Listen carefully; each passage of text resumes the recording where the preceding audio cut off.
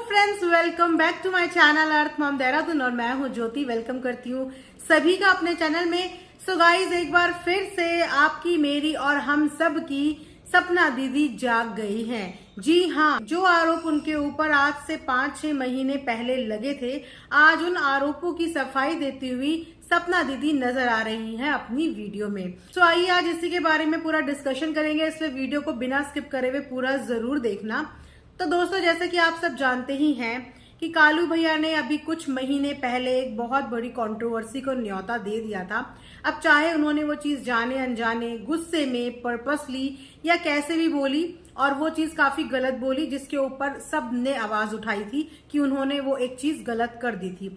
लेकिन उसके बाद से लेकर आज तक कालू भैया के मुंह से कोई भी स्टेटमेंट सपना दीदी या सपना दीदी के घर के लिए नहीं निकल के आए। बात रही फीमेल्स के आपस के झगड़े की, तो देखो, जहां 4 बर्तन होते हैं वो खटकते भी हैं। अगर यहाँ से भी पिन चुबाई जाएगी तो वहां से भी पिन चुभेगी।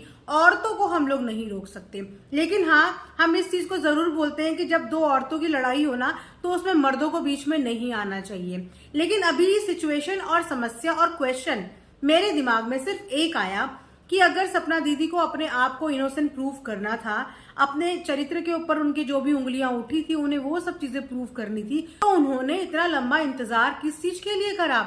ऑलमोस्ट इस बात को नहीं भी तो 5 से 6 महीने बीत चुके हैं, और तब इनको अपनी इनोसेंस प्रूफ करना चाहिए था। जब इनके ऊपर एलिगेशंस लगे थे, इन्हें तब रोने धोने की बजाय अपने चरित्र को साबित करना चाहिए था। वैसे तो मैं आपको एक बात बता दूं कि किसी के भी बोलने से ना तो आप वैसे हो जाते हो और ना आप वैसे होते हो।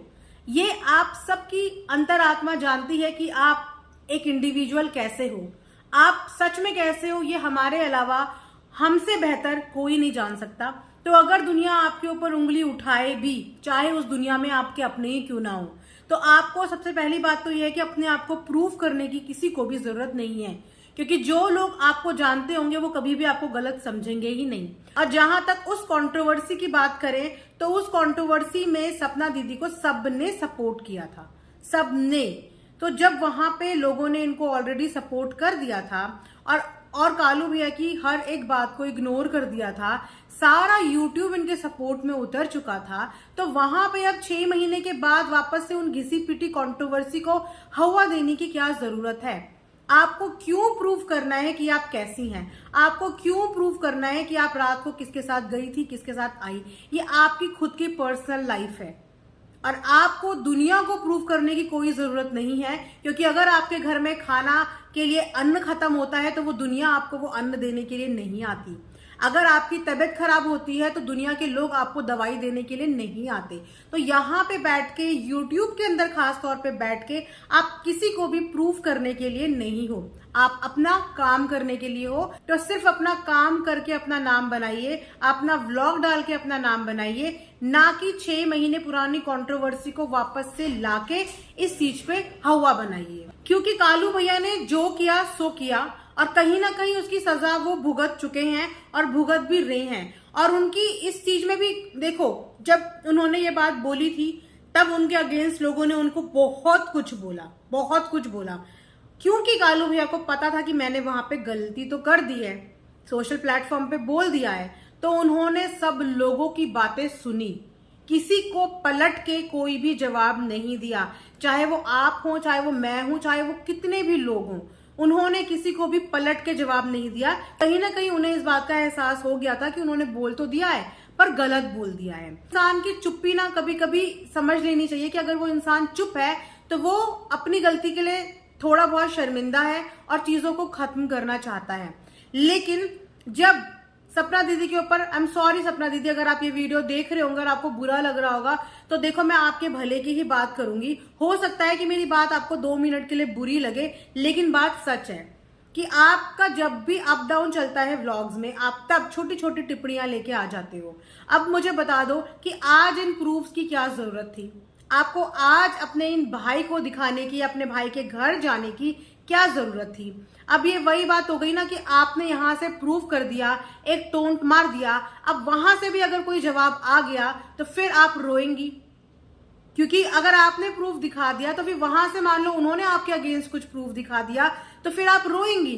तो ऐसी सिचुएशन और ऐसे सर्कमस्टांसेस आप लोग आने ही क्यों देते हो? 6 महीने पुरानी बात को भूल के आपको अब आगे बढ़ना चाहिए। लेकिन ये फालतू की कंट्रोवर्सी से ना कुछ नहीं मिलता, लोगों का आपके ऊपर से सिर्फ विश्वास हटता है। तो इस विश्वास को आपको हटाना नहीं है, इस विश्वास को आपको गेन करना है।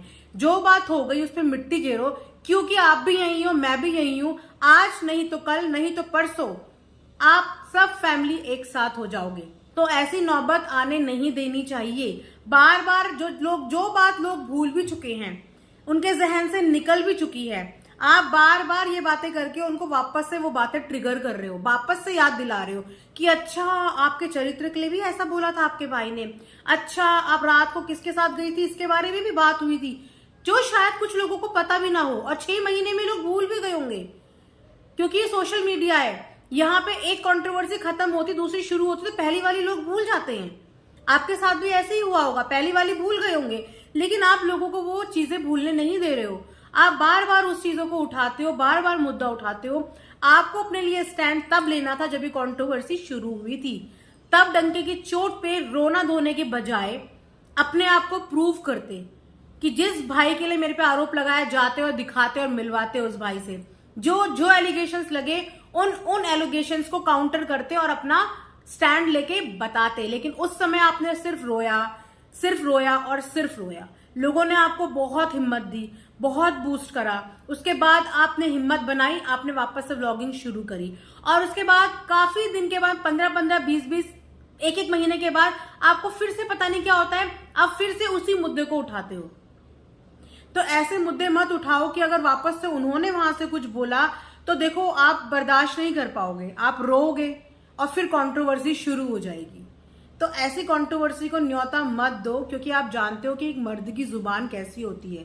तो औरतों का इसी में अच्छा है कि वो उतना ही बोलें जितना हम बर्दाश्त कर सके, क्योंकि हम एक बोलते हैं ना कि अगर कीचड़ में पत्थर फेंकोगे तो देखो छींटों से आप खुद भी नहीं बच पाओगे। तो ऐसे कीचड़ की तरफ आप जाओ ही मत कि अगर उसमें पत्थर गिरा तो उसके छींटे आपके दामन पे भी लग जाएं। तो इस चीज से अपने आप को बचा के रखो, अपने आप को नहीं अपनी बेटी को बचा के रखो। मैं बार बार यही बोलती हूँ कि बच्चों को हमेशा इन चीजों का सामना करना पड़ता है, क्योंकि हम लोग भले ही 1-2 कमरे के अंदर सीमित हो जाएं, लेकिन बच्चों को स्कूल भी जाना है, अपने फ्रेंड्स को फेस भी करना है। और वापस से इस मुद्दे को उठाने का मतलब है आप वो 6 महीने पुरानी बातों को वापस से YouTube के लोगों के बीच में लाओ और वो बातें फिर से ताजी होंगी तो आपको उनका फर्क पड़े ना पड़े, पर आपकी बच्ची को उनका फर्क जरूर पड़ेगा। तो थोड़ा सा धैर्य रख के इन चीजों को समझने की कोशिश करो। ऐसी कोई हरकत मत करो। आपको कोई कंटेंट अपना दिखाना भी है तो तरीके से दिखाओ, ये बोल के मत दिखाओ कि लोगों ने इसके लिए गलत बोला था, मेरे अपने सगे भाइयों ने इसके लिए गलत बोला था। क्योंकि हम सबको पता है कि आपके सगे भाई ने आपको क्या बोला था और इस चीज में सब आपके साथ थे कि हाँ उन्होंने गलत बोला था। उन्होंने गलत बोला और उसके बाद उन्होंने चुप्पी साध ली, कुछ नहीं बोला। आपने बहुत कुछ बोला उसके बाद, रोए धोए, पर उन्होंने उसके बाद कुछ नहीं बोला। तो अगर वो चुप हो चुके हैं तो वापस से उनका मुंह मत खुलवाओ, क्योंकि हमें भी अच्छा नहीं लगेगा कि अगर उन्होंने अग्रेसिवली या अग्रेशन में आके या गुस्से में आके वापस से आपको कुछ बोला तो एक ये औरत के लिए अच्छा नहीं लगेगा। और एक औरत होने के नाते मैं आपको यही समझाऊंगी कि थोड़ा इन चीजों से दूरियां बना लो, एक साफ सुथरी नीट एंड क्लीन अपनी व्लॉगिंग करो बिना किसी को टारगेट करे हुए, जब तक आपके फैमिली इश्यूज सॉल्व नहीं हो जाते। आपका ही परिवार है, मैं डेफिनेटली बोल रही हूँ, आज नहीं तो कल, नहीं तो परसों आप सब लोगों ने साथ ही दिखना है। तो वहां पे बेवकूफ बन जाएगी आम जनता। तो इसीलिए अपने घर की इतनी बदनामी और इतना अपने घर को टारगेट मत करो कि एक मोड़ पे जाके, किसी मोड़ पे जाके एक दूसरे से नजरें मिलाने के लायक भी मत रहो। अभी आपके पास ये स्टैंड लेने के लिए है कि मैंने कुछ नहीं बोला, जो बोला मेरे भाई ने बोला। लेकिन अगर आप भी यहां से मुंह खोल लोगी तो आप और वो दोनों एक बराबर आ जाओगे। फिर आप उनको नहीं बोल पाओगे कि तुमने मुझे ये बोला था, क्योंकि उनके पास भी बोलने को होगा कि तूने भी मुझे सोशल प्लेटफॉर्म पे ये बोला था। तो अभी अगर एक तरफा गलतियां हैं तो उनको एक तरफा रहने दो, उनको मत बढ़ाओ और अपनी अपनी प्यारी प्यारी व्लॉगिंग में ध्यान दो, अपनी घर गृहस्थी में ध्यान दो। लड़ाई झगड़ों टारगेट से कुछ नहीं मिलने वाला। अपनी इज्जत अपने हाथ में होती है। किसी के कुछ भी कहने से कभी भी इंसान गंदा नहीं होता। हमें जो जानते हैं उन्हें हमारे बारे में पता होता है। हमें दुनिया को कभी भी प्रूव करने की जरूरत नहीं है। तो ये था मेरा आज का एक रिएक्शन। आई होप आप लोगों को पसंद आया होगा। कमेंट सेक्शन में जरूर बताना कि आप इस चीज के बारे में क्या कहना चाहेंगे। क्या वाकई में आपको सही लगता है कि 6 महीने पुरानी बात को लेके वापस से पोक करना, उसके बाद अगर कॉन्सिक्वेंसेज होंगे तो क्या सपना दीदी जेल पाएंगी? क्या वो इतनी केपेबल हैं, क्योंकि वो ऑलरेडी हेल्थ इश्यूज से भी डील कर रही हैं, तो उसके बाद उनके लिए बर्दाश्त करना मुश्किल हो जाएगा। तो ऐसे ही बोलते हैं ना कि आग में घी मत डालो कि जब वो आग की लपटें आपके ऊपर आए तो आप बर्दाश्त ही ना कर पाओ। ऐसी चीजें मत करो। So thanks for watching earth mom Dehradun.